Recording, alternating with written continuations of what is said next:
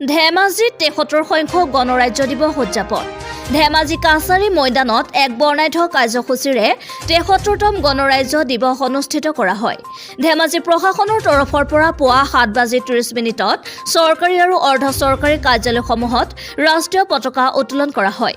পুৱা ৮:৪৫ সত্য আৰু অহিংসাৰ পূজাৰী জাতিৰ পিতা মহাত্মা গান্ধীৰ প্ৰতিমূৰ্তিত মাল্যাৰ্পণ কৰে ধেমাজি জিলাৰ উপায়ুক্ত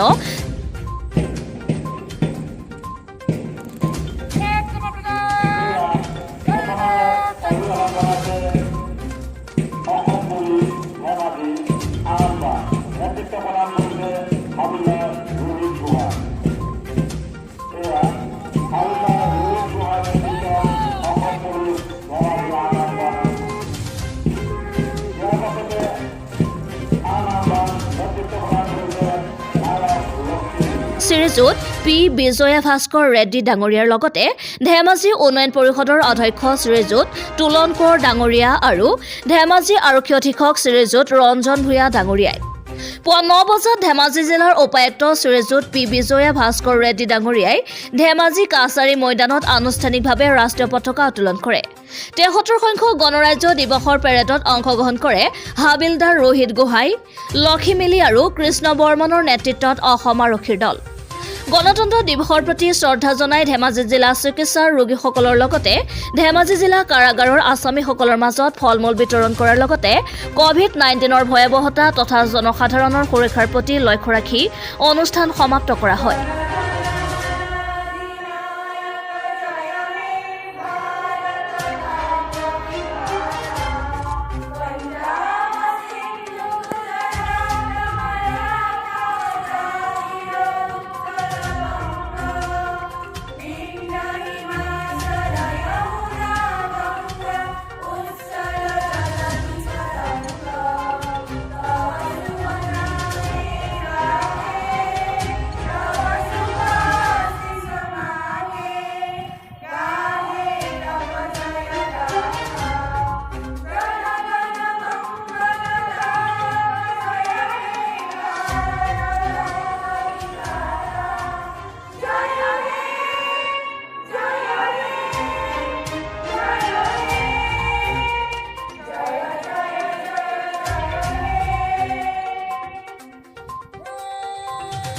ধেমাজিৰ পৰা অংকুৰ কোঁৱৰৰ ৰিপৰ্ট বি নিউজ আছাম।